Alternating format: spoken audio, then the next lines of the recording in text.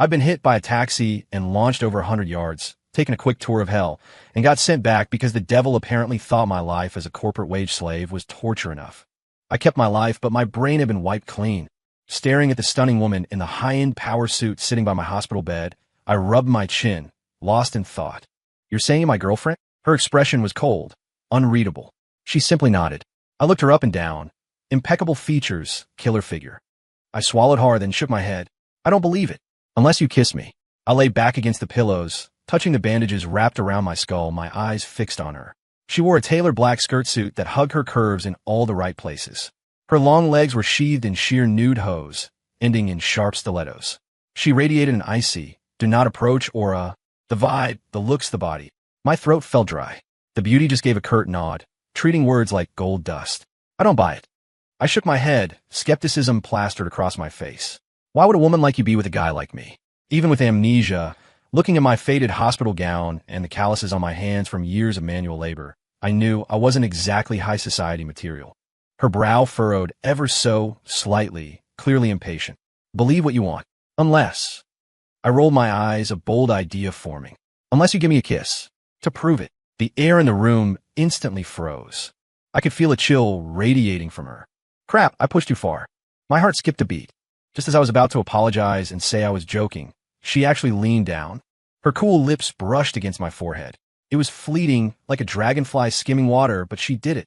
I was stunned blank. She actually did it.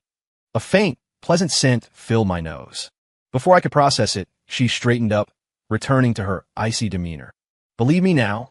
I nodded dumbly, feeling like I was in a dream. Just then, the door was kicked open.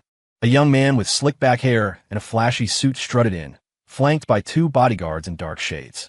His eyes locked onto her immediately, his face twisting into a greasy, fawning smile. "Elena, what are you doing here? I've been looking everywhere for you." He glanced at me, his eyes full of disdain. "Is this the poor bastard who got hit by the car? Elena, why waste your precious time on a loser like this?" Her name was Elena Vance, CEO of Vance Global. The slick guy was Jerry Hobbs, a distant relative of the Vance family who had been trying to get into her pants for years. The information popped into my head the moment she kissed me. Fragmented, blurry, but real. Elena glared at Jerry, her voice dropping to absolute zero. "Jerry, who let you in? Get out." Jerry's smile stiffened, but he recovered quickly. "Elena, don't be like that. I'm just worried about you. I heard you blew off the contract signing with Thorn Enterprises for this waste of space. That's not a small thing." He pointed a finger at me, his voice rising. "For this beggar? Is it worth it?" "Elena, don't be stupid." Wow. Even with amnesia, I knew this guy was trash-talking me right to my face. I opened my mouth to speak, but Elena cut in. "Do I need your permission for my decisions?" Her eyes narrowed. "Security? Throw him out." Jerry's face turned ugly. He hadn't expected Elena to humiliate him in front of a nobody. "Elena." He dropped the CEO title, furious. "Don't be ungrateful. You have to come with me today. Julian Thorne is waiting for you at the hotel." He reached out to grab her wrist. My pupils constricted. It was instinct. I snatched an apple from the nightstand and, with everything I had, hurled it at Jerry's face. Thwack! A dull thud.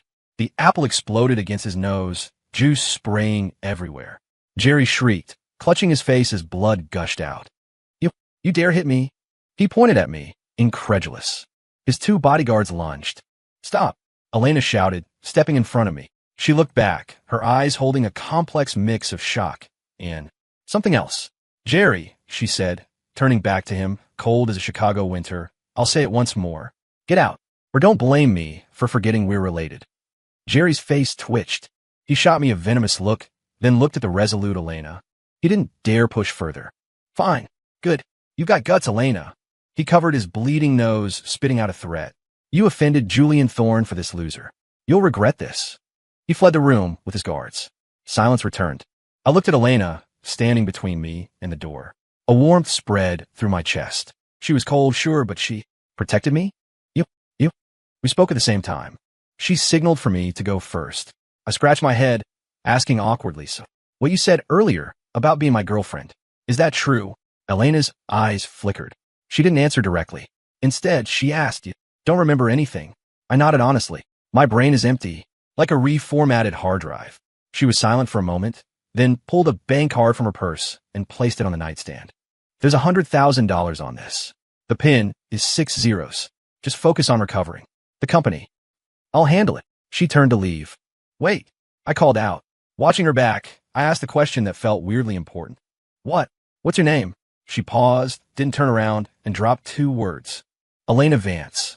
Elena left, leaving me alone in the sterile room. I picked up the bank card, turning it over in my hand. 100 grand? For an amnesiac loser like me, that was an astronomical sum. She just gave it to me? And that Jerry guy, mentioning a Julian Thorne. I rubbed my throbbing temples, my mind a chaotic mess. These people, this situation, it all felt dangerously foreign. Just as I was spiraling, the door opened again. This time, it was a doctor in a white coat, followed by a nurse. He held a clipboard, adjusting his glasses as he approached. Caleb Reed, right? Results are in. You have a cranial hematoma causing temporary amnesia, but it's not critical. With rest and treatment, you should recover. I nodded. Doc, what about the guy who hit me? Did they catch him? The doctor shook his head. Hit and run. But there's surveillance. The police are investigating. Don't worry, they'll find him. He paused, then added, by the way, your hospital bills were paid in full by Ms. Vance. She even prepaid an extra $20,000 on your account. Just rest easy. My heart hammered. Who exactly was Elena Vance? Why treat me this well? Was she really my girlfriend? But why did I feel zero romantic connection? After the doctor left, I tossed and turned. My mind flashed between Elena's icy face and Jerry's arrogant mug. And this Julian Thorne. I had a gut feeling this wasn't over. Early the next morning, I woke up to a gourmet breakfast on a nightstand. Bagels, cream cheese, fresh fruit, and coffee. A note with elegant handwriting sat next to it. Eat. No signature, but I knew it was Elena. It went on like this for 3 days. She came daily, stayed briefly, dropped off food, and barely spoke. It didn't feel like a romance. It felt like a strange contract. On the afternoon of the 3rd day, I was stretching my limbs when an unexpected visitor arrived. My attending physician. He wasn't wearing his white coat, and he looked anxious. Mr. Reed, there's something we need to discuss. He rubbed his hands together nervously. What is it, Doc? Am I getting worse? I tensed up. No, he waved his hands. It's your room. He sighed, lowering his voice. This morning, a VIP admitted himself. He specifically demanded this private suite. So, could you move to a standard room? Don't worry about the cost. The hospital will cover the difference. I frowned. Elena arranged this room. I didn't want to cause trouble, but, Doc, that's not really appropriate, is it? Ideally, I paid for this room. You can't just kick me out.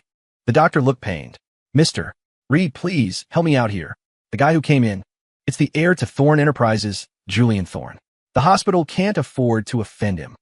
Julian Thorne? I'd heard that name. Jerry mentioned it. Offended Julian Thorne. So this was the guy. Anger flared in my chest. Why was he everywhere? Doc, it's not that I don't want to help, but first come, first served, right? My tone turned cold. I'm staying. Whoever he is, I don't care. The doctor, sweating now, hadn't expected me to be so stubborn. Mr. Reed, please. Reconsider. Julian, he has a temper. A temper means he gets whatever he wants. I sneered. I'm staying right here. Let's see what he does. Just then, heavy footsteps echoed in the hall.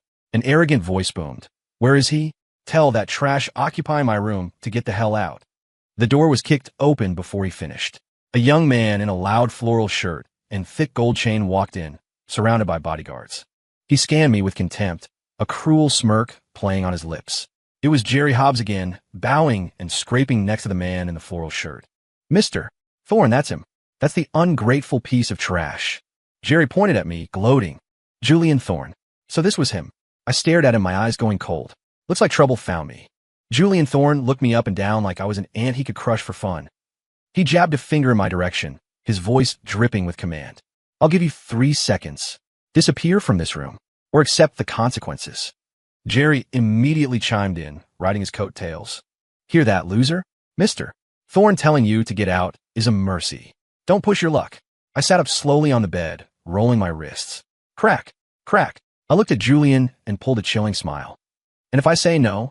Julian blinked, stunned, then burst into laughter, a loud, mocking cackle. Interesting. Very interesting. A brain-damaged, nobody dares to talk back to me. The laughter cut off abruptly, replaced by a vicious glare. Looks like you need a lesson on who runs this city. He waved a hand at his guards. Beat him until he crawls out. 2 massive bodyguards marched toward me, stone-faced. The doctor turned pale and cowered in the corner. I took a deep breath. It was like a switch flipped in my body. Muscle memory woke up. As the first guard's fist flew toward my face, I slipped to the side, dodging effortlessly. In the same motion, my right hand snapped out, seizing his wrist. I twisted hard. Snap! The sound of bone breaking was crisp. The guard let out an inhuman scream. His arm bent at a sickening angle. The second guard roared and swung a heavy kick at me. I didn't retreat. I stepped in, delivering a brutal side kick straight to his knee. Crack! R! The second guard collapsed, clutching his leg, unable to stand. The whole thing took seconds. The room went deathly silent. Julian's smile froze, replaced by pure shock. Jerry's jaw hit the floor. They never imagined the weak invalid was a combat machine. That's it. I dusted off my hands, looking at Julian with contempt. Your guys are sloppy. Julian's face went from white to green to purple.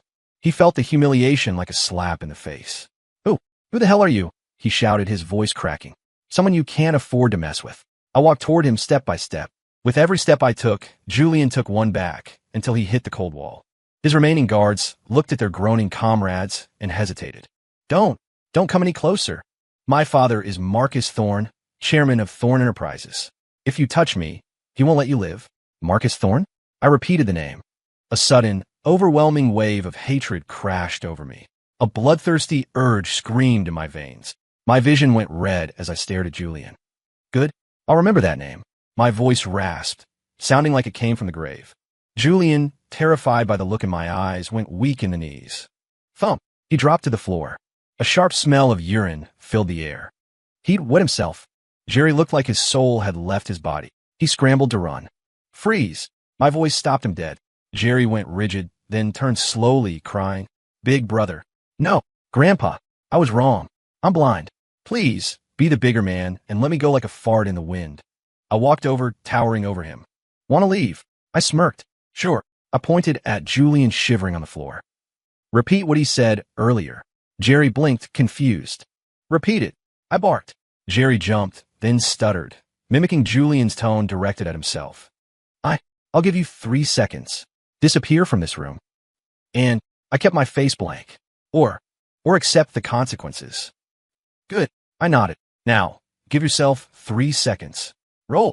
Jerry scrambled out of the room like a rat. I turned back to Julian. I crouched down, patting his pale cheek. Go back and tell your daddy, Marcus Thorne. His good days are over. I stood up and walked back to my bed. The room was terrifyingly quiet, save for Julian's heavy breathing and the smell of piss. Julian Thorne was dragged away by his guards, looking like a beaten dog. The doctor looked at me with pure fear now, stuttering out a please rest well before sprinting out. The room was finally quiet. I lay back, but my mind was a hurricane. Marcus Thorne. That name was a key. It unlocked the floodgates. Blurry, fragmented images assaulted me. I saw a man kneeling before a middle-aged figure, begging. Chairman Thorne, please. Spare our family. That land is our last hope. The middle-aged man, fat and vicious, Marcus Thorne, kicked the kneeling man over. David Reed, who do you think you are? Negotiating with me? I'm taking that land.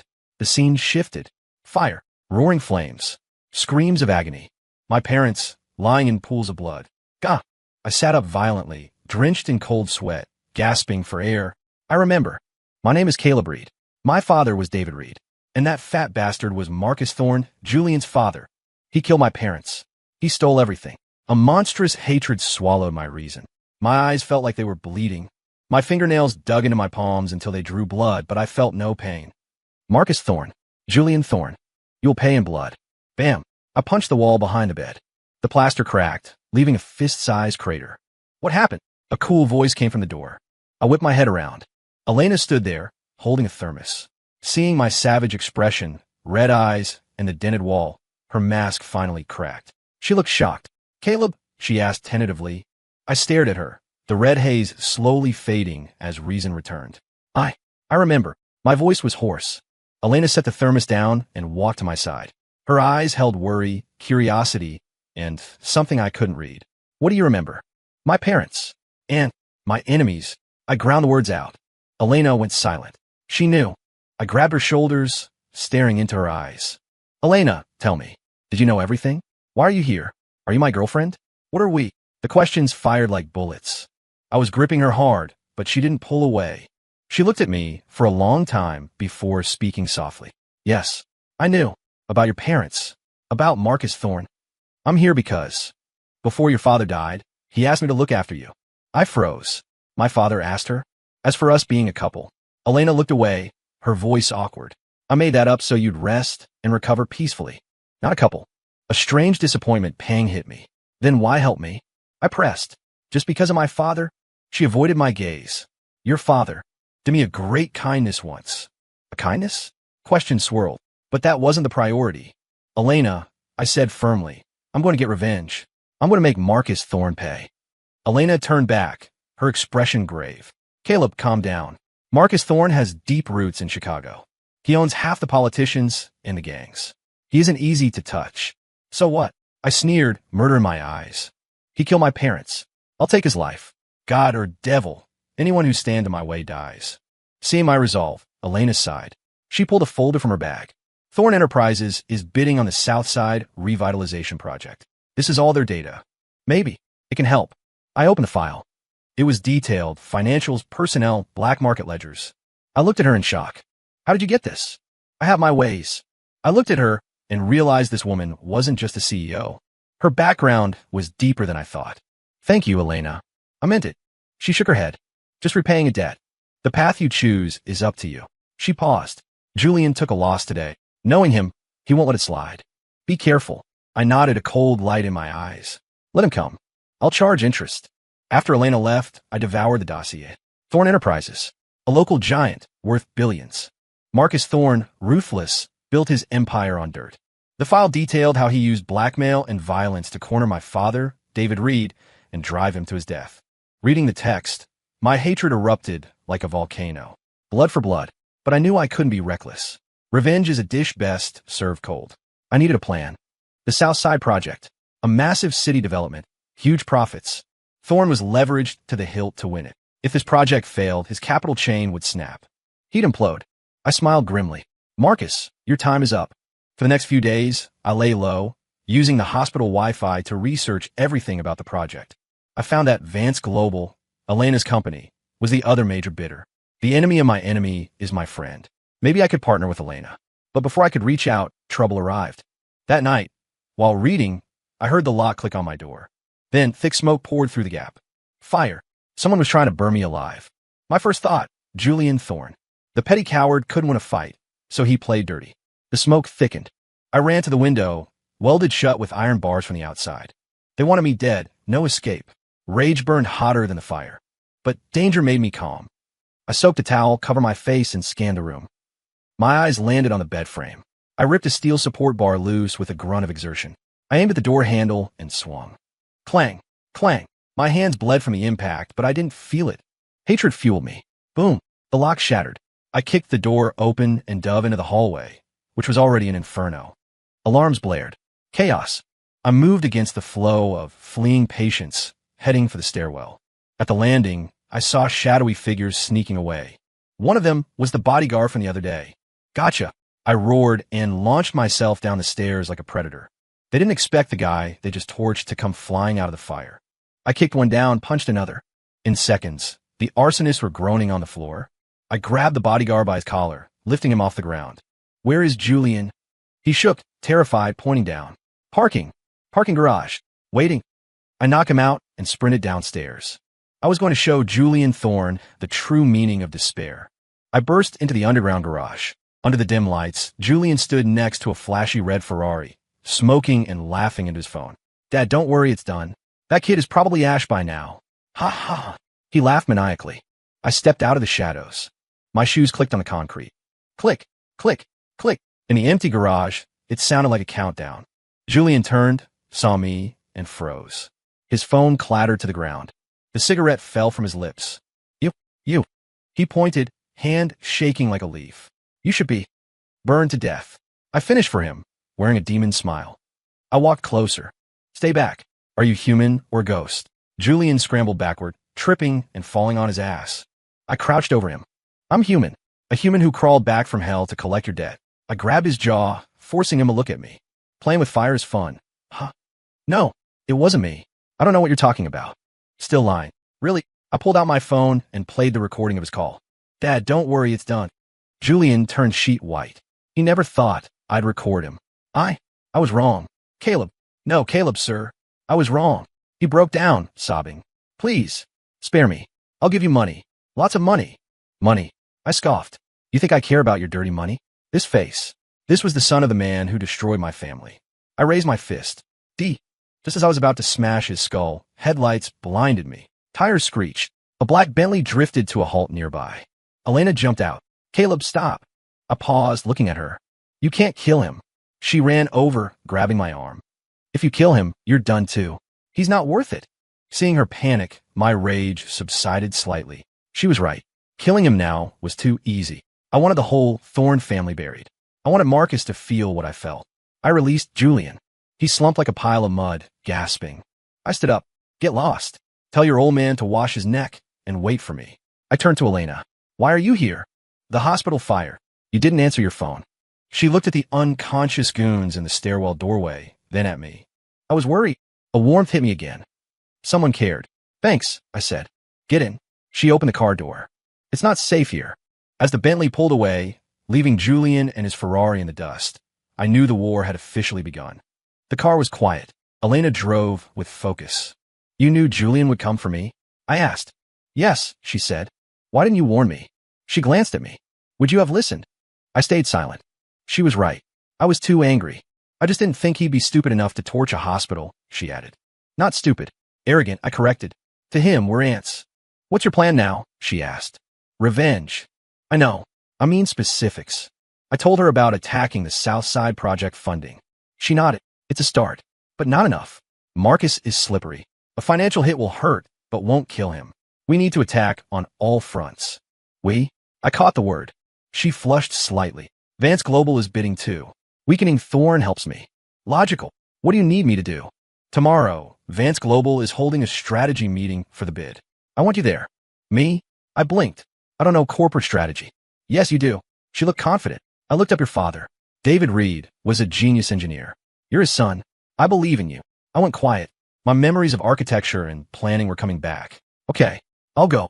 She drove to a high-end gated community. Stay here. She handed me a key card. It's safe. I scrubbed your digital footprint. The Thorns won't find you. You've done so much. Repaying a debt, she cut me off. Once you get your revenge, we're even. She drove off. I watched her taillights fade. Even? Could we ever be even? The apartment was luxurious. Fully stocked. She thought of everything. I showered, changed into the new clothes she left, and sat down to think. Marcus Thorne, just wait. The next day, I arrived at Vance Global, a massive skyscraper. A young secretary greeted me. Mr. Reed? I'm Maya Brooks, Ms. Vance's secretary. She eyed my casual look with curiosity, but remained professional. She led me to the top floor conference room. It was packed with executives. When I walked in, silence fell. Skeptical eyes bore into me. Elena, at the head of the table, nodded. This is Caleb Reed, a special consultant I brought in for the South Side bid. Special consultant? Whispers broke out.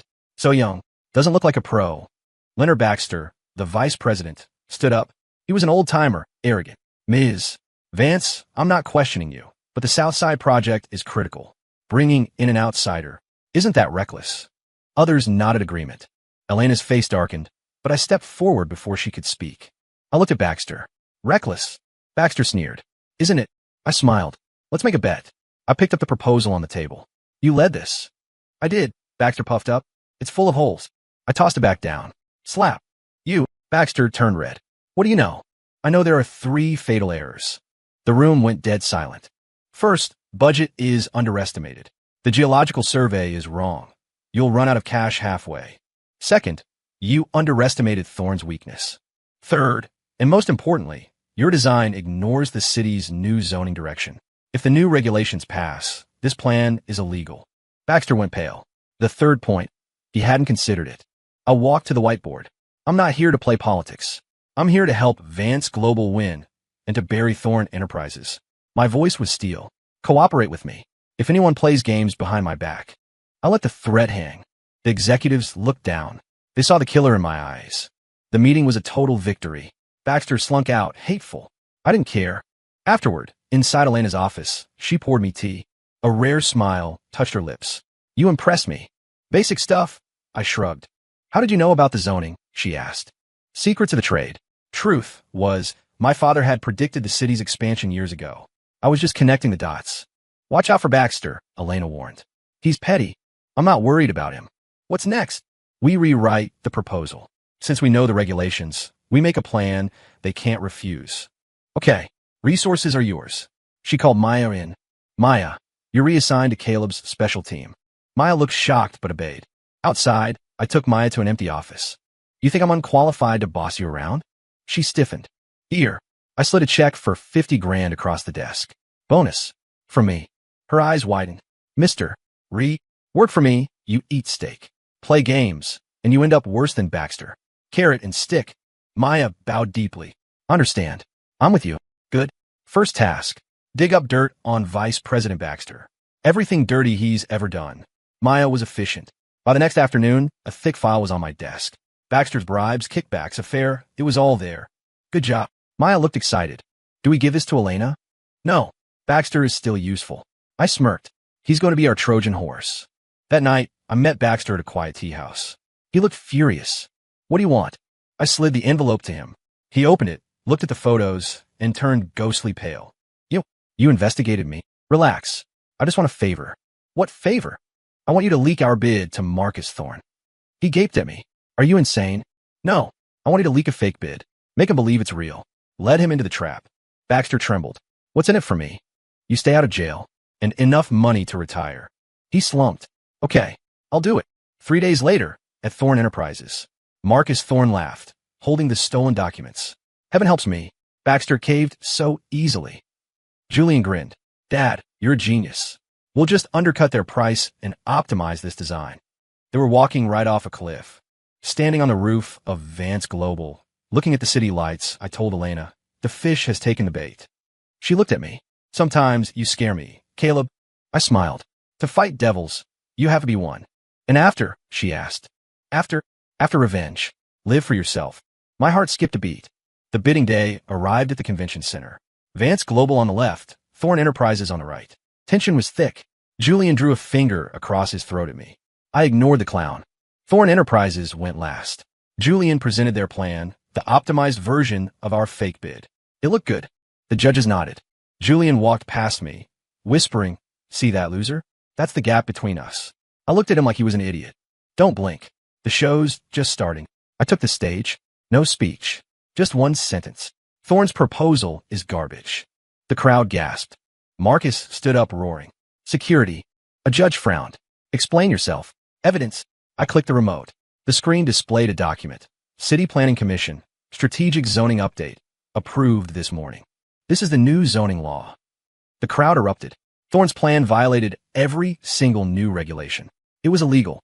Now, is it garbage? I asked. Silence. Marcus Thorne collapsed in his chair, muttering, Impossible. I clicked again. Vance Global's real proposal appeared. Perfect compliance. Innovative. Cheaper. The winner was obvious. The contract goes to Vance Global. Thud. Marcus Thorne vomited blood and passed out. Dad! Julian screamed. I watched coldly. This is just the beginning. Marcus had a stroke. Thorne Enterprises collapsed overnight. The fake bid exposed their incompetence, and the ensuing investigation, fueled by the evidence I gave the authorities, revealed their crimes. Stock crashed. The empire crumbled. Julian was arrested for arson and assault. The Thorne family was dead in the water. Standing in Elena's office, watching the news, I felt empty. It's over, Elena said softly. Yeah. Marcus is paralyzed. Julian is facing 20 years. You won. Thanks to you, I said sincerely. We're even, she said again. My heart stung. I guess. I should go then. She didn't look at me. Up to you. I laughed bitterly and turned to the door. Caleb. I stopped. She pulled a framed photo from her desk. An old, yellowed picture. A boy and a girl. The boy was putting a ring woven of grass on her finger. I stared. The boy was me. Remember? Elena's eyes were red. My family was poor. You protected me. You gave me this grass ring and said you'd marry me. When your family died, I swore I'd become strong enough to help you. I thought you forgot. Tears streamed down her face. The ice melted. Memories flooded back. The little girl who called me Caleb Bear. I didn't just know her. I loved her. I rushed over and pulled her into a tight hug. I'm sorry, Elena. I'm sorry I forgot. She buried her face in my chest, sobbing out years of waiting. It's not too late, Caleb. It's not too late. Outside, the sun was shining. Our story was just beginning. Story complete.